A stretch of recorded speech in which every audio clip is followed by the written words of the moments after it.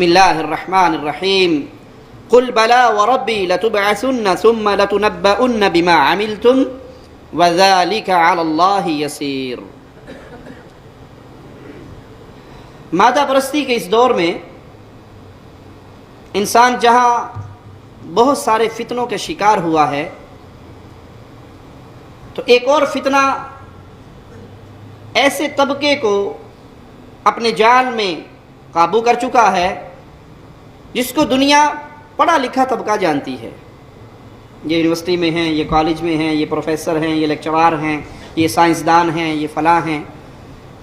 وہ ایسا علم پڑھتے ہیں جو علم ان کو اللہ کے قریب کرنے کا ذریعہ نہیں بنتا، یا اللہ کی معرفت کی بنیادیں اس میں نہیں ہیں، وہ دنیاوی فنون ہیں۔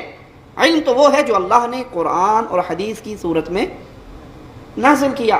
نہ انہیں قرآن کا شعور ہے، علم ہے، نہ انہیں پیارے نبی صلی اللہ علیہ وسلم کی احادیث کا علم ہے۔ وہ دنیا کے فنون سمجھتے ہیں، سیکھتے ہیں پیٹ پالنے کے لیے، اور پھر اسی پہ ناز کرتے ہیں۔ آج ہی ایک ایسے ہی شخص کا کلپ میں دیکھ رہا تھا، وہ کسی نان مسلم سائنسدان کا ذکر کر کے اس کے نام کے ساتھ رضی اللہ تعالی عنہ، اہل ایمان کا مذاق اڑانے کے لیے، حالانکہ یہ لقب ہے محمد کریم صلی اللہ علیہ وسلم کے اصحاب کا۔ نہیں دیکھیے جی اس نے یہ خدمات کی، اس نے یہ خدمات انجام دی۔ بھائی ان کی خدمات جتنی بھی ہوں، جس نے اپنے رب کو نہیں پہچانا، پوری دنیا کے سسٹم کو اس نے سمجھ لیا اور سائنس کے اندر بڑی سے بڑی ایجادات کا وہ مالک بن گیا، اس نے اپنے پیدا کرنے والے کو نہیں پہچانا، تو اس کی عقل کس کام کی ہوگی؟ ایسا طبقہ ایک بیماری کا شکار ہو چکا ہے، اور وہ ہے دہریت کی طرف لے جانے والے نظریات کہ اللہ کوئی نہیں ہے، اپنے آپ پیدا ہوئے تھے، اپنے آپ ہی مر جائیں گے، یہ کائنات خود ہی بنی تھی، خود ہی مٹ جائے گی، کوئی اس کائنات کا بنانے والا نہیں ہے، موت کے بعد دوبارہ اٹھائے جانے کا کوئی ماجرا نہیں ہے، یہ صرف لوگوں کی باتیں ہیں، یہ لوگوں کے قصے کہانیاں ہیں، حقیقت حال سے کوئی تعلق نہیں ہے اس کا۔ یہ جہاں ہے ختم ہونے کے بعد معاملہ ختم ہو جائے گا۔ ان سے کوئی پوچھے کہ سمندر میں ایک بحری جہاز چل رہا ہے جس کے اندر ساری سواریاں ہیں، سارے لوگ ہیں، ساز و سامان ہے، سب کچھ ہے، اس جہاز کو چلانے والا کوئی بھی نہیں ہے، اپنے آپ لہروں پہ بہہ رہا ہے، اپنے آپ چل رہا ہے، اپنے آپ منزل کی طرف رواں دواں ہے، کیا یہ عقل پرست اس بات کو تسلیم کریں گے؟ نہیں تسلیم کریں گے۔ ایک چھوٹی سی کشتی، ایک چھوٹا سا جہاز، وہ بغیر چلانے والے کے چل، بغیر اڑانے والے کے اڑ نہیں سکتا۔ اسی پوائنٹ کو اپنے ذہن میں رکھ لو۔ تم ایک گاڑی کے بارے میں یقین رکھتے ہو کہ ڈرائیور کے بغیر نہیں چلتی، یہ پوری کائنات اللہ مولا مالک کے بغیر کیسے چل رہی ہے؟ یہ آسمان بغیر ستونوں کے کس نے کھڑا کیا ہوا ہے؟ تو یہ فتنہ پھیل رہا ہے، آخرت کے انکار کا فتنہ، موت سے فرار کا فتنہ، بس جی مریں گے، مٹی ہو جائیں گے، معاملہ ختم ہو جائے گا۔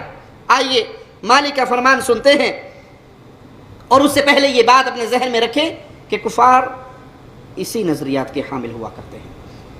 ایک کافر نے آ کر یہ سوال کیا تھا، قبرستان سے گلی سڑی ہڈی لا کے اس نے یہ مٹی بنائی تھی، اور پوچھا تھا یہ ہڈی انسان کی مٹی میں تبدیل ہو گئی، اس کو دوبارہ کون زندہ کرے گا؟ تو مولا و مالک نے جواب دیتے ہوئے فرمایا، اس شخص کا کلام نقل کرتے ہوئے فرمایا، قال من یحیی العظام وہی رمیم، جب ہڈیاں ریت ہو جائیں گی، ریزہ ریزہ ہو جائیں گی، ذرات میں تبدیل ہو جائیں گی، تو ان کو دوبارہ کون زندہ کرے گا؟ یہ کیسے زندہ ہوگی؟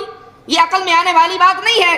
مالک فرماتا ہے، قل یحییھا الذی انشأھا اول مرہ، انسان کے مرنے کے بعد عالم آخرت میں کھڑے ہونے کا انکار کرنے والوں، مرنے کے بعد کی زندگی کا انکار کرنے والوں، اے جہاں مٹھا اگلا جہاں کہ ڈٹھا، جھوٹے قصے آخرت کو کہنے والوں، اس کو وہی زندہ کرے گا جس نے پہلی بار اس کو پیدا کیا تھا۔ وَهُوَ بِكُلِّ خَلْقٍ عَلِيمٍ، وہ سب طرح کی پیدائش کا خوب جاننے والا ہے۔ جس اللہ نے انسان کو پیدا کیا، جب یہ انسانیت ختم ہو جائے گی، وہی انسانیت کو دوبارہ اٹھا کر اپنے سامنے کھڑا کرے گا اور اس زندگی کا حساب و کتاب لے گا۔ تمام آسمانی مذاہب اس بات پہ اتفاق کرتے ہیں کہ مرنے کے بعد تمام دنیا کو، تمام انسانیت کو، جنات کو اٹھا کر پھر اللہ کے سامنے کھڑا کیا جائے گا، اور جو کچھ اس دنیا میں کرتے رہے اس سب کا بدلہ قیامت کے دن ظلم کیا تو اس کا حساب دینا ہوگا، اچھائی کی تو اس کا انعام پانا ہوگا، سزا یا جزا، بدلہ یا جو آپ کر کے گئے۔ یہ دنیا کی زندگی، اس کی مثال سمجھنی ہو تو کھیتی کو دیکھی، کیا خیال ہے کبھی کسان اپنی زمین میں گندم کا بیج بوئے اور فصل کاٹنے کے ٹائم پہ چاول کاٹ لے؟ ایسا ہوگا؟ ہو سکتا ہے؟ کبھی سنا دنیا میں کہ کسان دوڑتا ہوا ہے جی میں نے تو کاشت کیے تھی گندم، اور کٹائی کے موسم میں، کٹائی کے موقع پہ سارے چاول ہی چاول ہے، گندم تو ہے ہی نہیں۔ عقل والا کہے گا جھوٹ بول رہا ہے، جو بو گے وہی کاٹو گے۔ کہ پیارے بھائی، یہ دنیا کی زندگی میری اور آپ کی کھیتی ہے، جو ہم یہاں پر بو رہے ہیں اس کا جواب ہمیں قیامت کے دن ملنے والا ہے۔ مالک جواب میں فرماتا ہے ام نجعل الذین آمنوا وعملوا الصالحات کالمفسدین فی الارض، کیا ایسے لوگوں کو جو اللہ پر ایمان لائے، جنہوں نے نیک اعمال کیے، ہم ان کی طرح کا بنا دیں جو دنیا میں فساد کرنے والے ہیں؟ اپنی عقلوں کو استعمال کرو۔ ایک آدمی وہ ہے جس کی رات مصلے پہ اپنے مالک کو مناتے ہوئے گزرتی ہے، ایک آدمی وہ ہے جو رات ٹیلی ویژن کی سکرین پہ ناچنے والی تھرکنے والیوں کو دیکھتے ہوئے گزارتا ہے، ایک رات قرآن پڑھتے ہوئے گزارتا ہے، ایک رات کو گانے سنتے ہوئے گزارتا ہے۔ کیا قیامت کا دن ہوگا یہ دونوں برابر ہو جائیں گی؟ ایک وہ ہے جو باپردہ ہو کے مجبوراً گھر سے نکلتی ہے، اور ایک وہ ہے جو جسم کو ننگا کر کے باہر نکلتی ہے۔ کیا یہ دونوں برابر ہیں؟ ایک وہ ہے جو لوگوں پہ ظلم کر رہا ہے، جو انسانیت کا خون چوس رہا ہے، کوئی ظلم کے پہاڑ توڑ رہا ہے، اور ایک وہ ہے جس کے سامنے جانور بھی پیاس سے مر رہا ہو تو وہ پانی اس کے سامنے بھی رکھتا ہے، اور یہ سمجھتا ہے کہ ہر جاندار کے ساتھ نیکی کروں گا تو اللہ اجر عطا فرمائے گا۔ کیا یہ برابر ہے؟ مالک فرماتا ہے وہ لوگ جو ایمان لے کے آئے، جنہوں نے اعمال صالح کیے، کیا ہم ان کو فاسدین کے ساتھ ملا دیں گے جنہوں نے زمین کے اندر فساد برپا کیا؟ ام نجعل المتقین کالفجار، جو اللہ سے ڈرنے والے ہیں ہم ان کو فاسق اور فاجر کے برابر کھڑا کر دیں گے، جو ایک ایک قدم پہ رک کے سوچتے ہیں حلال ہے یا حرام۔ کل کو جواب دینا پڑے گا تو کیا جواب دوں گا؟ اور ایک وہ ہے جو کہتے ہیں گل نہیں بڑھیا، جو شاید لفظ کھا پی جائے کرو، کوئی بات نہیں ہوتی۔ کیا یہ دونوں اللہ کے ہاں برابر ہیں؟ نہیں۔ آخرت پہ ایمان لانے والے، اللہ کا خوف اپنے دل میں رکھنے والے، ان کی زندگی بالکل عجیب ہوتی ہے، ان کی زندگی بالکل عجیب ہوتی ہے۔ ابو بکر صدیق رضی اللہ عنہ وارضاہ کا غلام کچھ چیز آپ کے سامنے کھانے کی پیش کرتا ہے، آپ کھا چکے ہیں،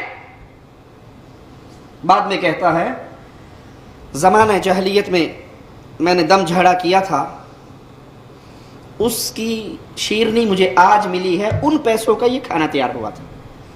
ابو بکر صدیق حلق میں انگلی مارتے ہیں اور جو کچھ میدے میں گیا سارا نکال دیتے ہیں۔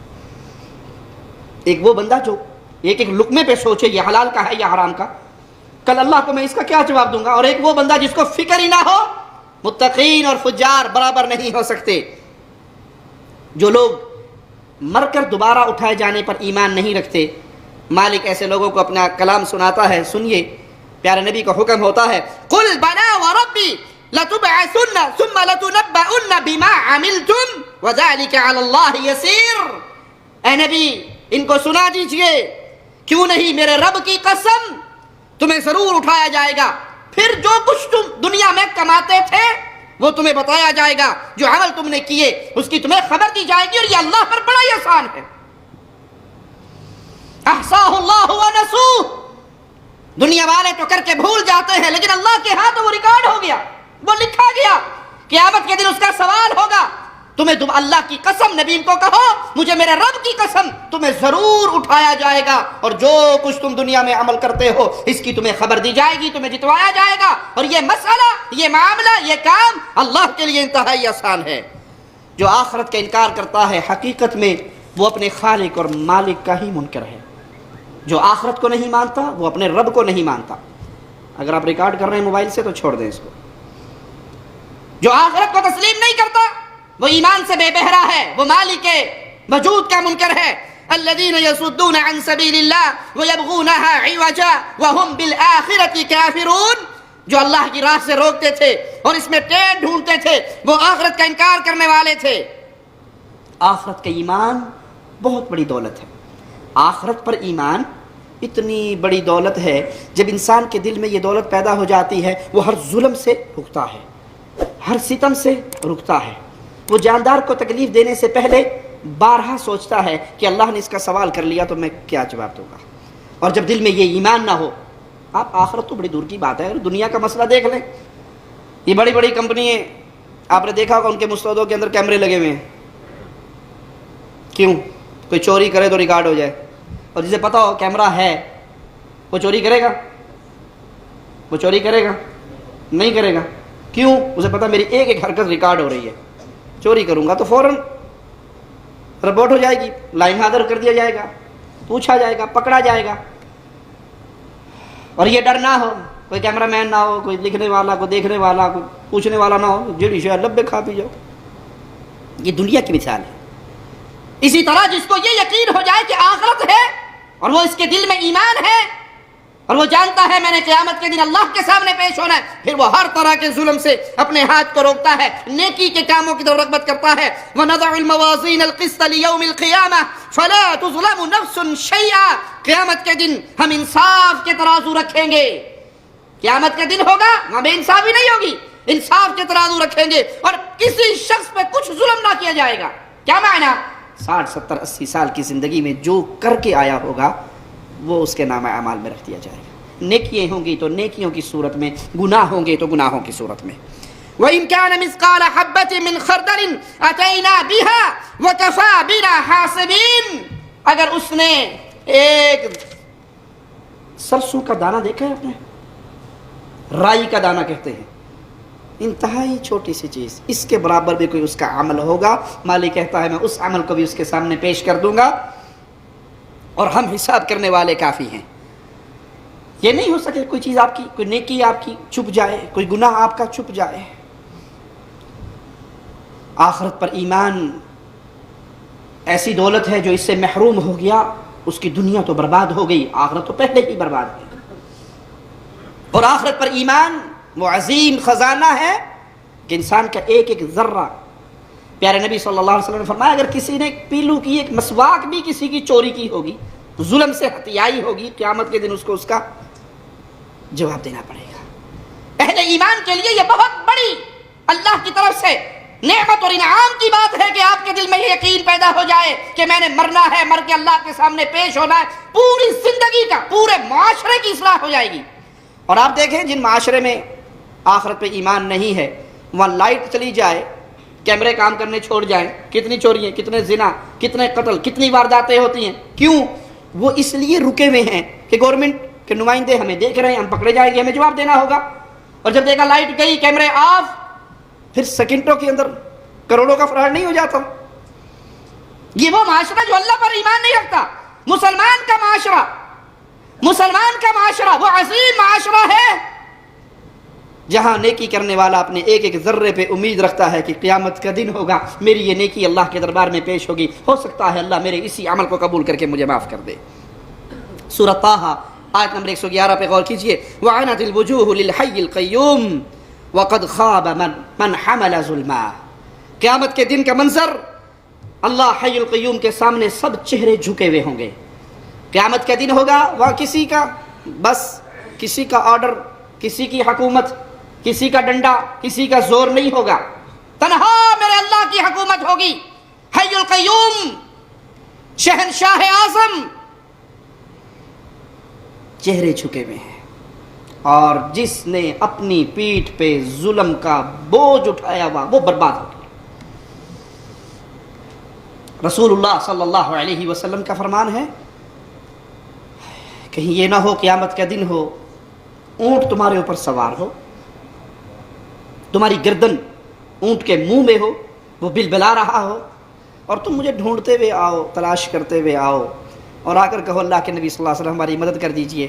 میرا ایک ہی جواب ہوگا، قد بلغت. میں دنیا میں بتا کر آیا تھا، میں دین کا کوئی مسئلہ چھپا کر نہیں آیا تھا، کسی کو خاص چیزیں دے کر اور باقیوں کو اس سے محروم کر کے نہیں آیا، میں پورا دین بیان کر کے آیا. اگر تم میرے بیان کردہ دین پہ عمل کرتے تو آج تم اس عذاب کا شکار، میں نے تمہیں دنیا میں بتا دیا تھا. یہ ہے وہ عظیم دولت.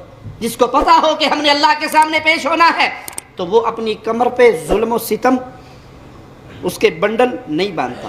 وہ کون باندھتا ہے؟ جتنا آخرت پہ ایمان کمزور ہوتا جاتا ہے اتنی ہی وہ جنگل کا شیر بنتا جاتا ہے کہ جو چاہے کر لے، اور جتنا جس کو یقین بڑھتا جاتا ہے میں نے اللہ کے سامنے پیش ہونا ہے، وہ اپنے ایک ایک قول پہ، ایک ایک قدم پہ، ایک ایک عمل پہ بارہا رک کر سوچتا ہے جب اللہ اس کا سوال کرے گا میں اللہ کو کیا جواب دوں گا۔ صحیح بخاری حدیث نمبر 2449، پیارے نبی صلی اللہ علیہ وسلم نے ایک مرتبہ اپنے اصحاب سے کہا، من كانت له مظلمۃ لاخیہ من عرضہ او شیء، اگر کسی نے کسی بھائی کی عزت یا کسی اور چیز میں کوئی ظلم زیادتی کی ہے اور وہ ظلم و زیادتی ابھی تک اس کے سر پہ باقی ہے، نہ تو اس کا بدلہ دیا، نہ اس سے معافی مانگی، وہ ڈھیر ابھی اس کی بوجھ پہ ہے، وہ وزن ابھی اس کی گردن پہ ہے، فَلْيَتَحَلَّلْهُ مِنْهُ الْيَوْمِ، تو آج ابھی وقت ہے معاملات صاف کروا لو۔ کسی کا مال چھینا ہے تو اس کو دے دو، کسی کو مارا ہے تو اپنے آپ کو اس کے سامنے پیش کر دو،